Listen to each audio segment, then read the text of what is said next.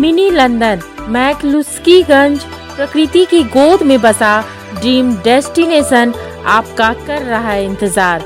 आइए अपने यादगार लम्हों को बिताइए ड्रीम डेस्टिनेशन में। राजधानी रांची से महज 50 किलोमीटर दूर आपका अपना ड्रीम डेस्टिनेशन। पूर्व केंद्रीय मंत्री उपेंद्र कुशवाहा ने जातीय जनगणना पर सवाल उठाए हैं, तो वही जनता दल यूनाइटेड ने उनको निजी डेटा को सार्वजनिक कर दिया है। अभी इस नए विवाद से नया बवंडर खड़ा हो रहा है।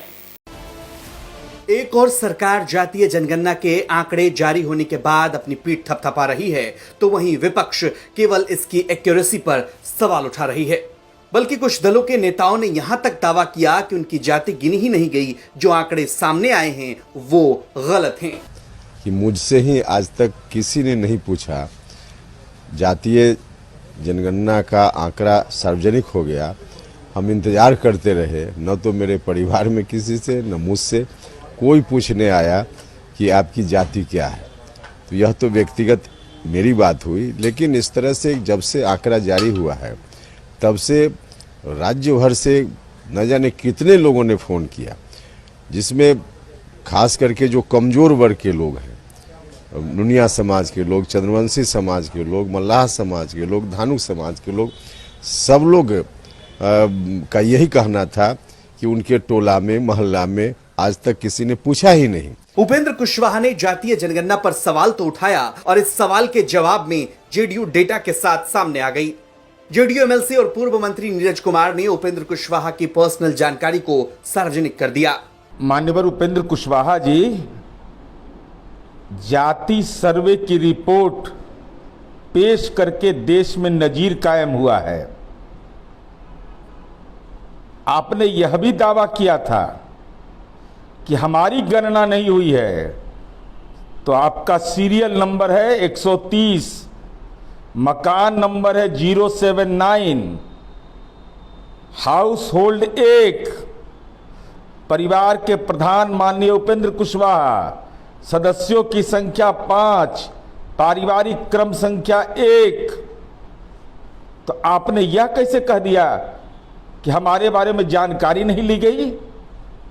सच यह है कि जिसकी राजनीतिक चाकरी आप कर रहे हैं आदरणीय नरेंद्र मोदी और अमित शाह का, उनको जाति गणना से राजनीति में असहाय दर्द हो रहा है। तो भयभीत तो भाजपा है और उसके सहयोगी हैं। आप चूंकि उनके साथ खड़े हैं, इसलिए आप जाति गणना की प्रक्रिया पर सवाल खड़ा कर रहे हैं। आप सचमुच अगर वंचित तबके के हिमायती हैं तो हिम्मत करके बोलिए कि भारतीय जनता पार्टी यह घोषणा करे कि देश भर में सामाजिक आर्थिक जनगणना हो, नहीं तो हमारा कोई गठबंधन उनके साथ ऐसे सवाल पर नहीं रहेगा। क्योंकि जो जातिगत जनगणना का विरोधी है वह समाज के आम तबके के जीवन में जो बदलाव हुआ है उस पटकथा को न देखना चाहता है न कहना चाहता है। नीरज कुमार ने आंकड़ों को सार्वजनिक तो कर दिया, लेकिन ये बड़ा सवाल है कि आंकड़े उन्हें मिले कैसे, क्योंकि जब जातीय जनगणना के आंकड़े सार्वजनिक किए जा रहे थे तब अधिकारियों ने साफ साफ कहा था इसे कोई भी देख नहीं सकता और कोई भी इस डेटा की कॉपी नहीं कर सकता। स्क्रीनशॉट नहीं ले सकता है किसी के डेटा का, ऐप में कोई भी स्क्रीन रिकॉर्डिंग नहीं की जा सकती है। इस कारण से जो हमारे जितने भी नागरिक हैं उनका डेटा पूर्णतः सुरक्षित है। ये हमारे किसी क्लाउड में इसका डेटा नहीं है। ये हमारे स्टेट डाटा सेंटर के 24 सर्वरों और 12 डेटाबेस सर्वरों में सुरक्षित है और किसी को इसका एक्सेस नहीं है। इसलिए यह पूर्णतः गोपनीय आंकड़े रखे गए हैं। निजता का जो अधिकार है और जो डेटा प्रोटेक्शन एक्ट है उसके तहत सारी जो सुरक्षाएं हैं वो इसमें लागू की गई हैं। अब सवाल तो ये उठेगा कि क्या आंकड़े सार्वजनिक हो गए हैं तो क्या किसी के भी परिवार की जानकारी सार्वजनिक होगी? खैर, इस विवाद को छोड़िए, बड़ी बात यह है कि सवाल उपेंद्र कुशवाहा से किया गया और उनकी जानकारी अब सार्वजनिक हो गई है।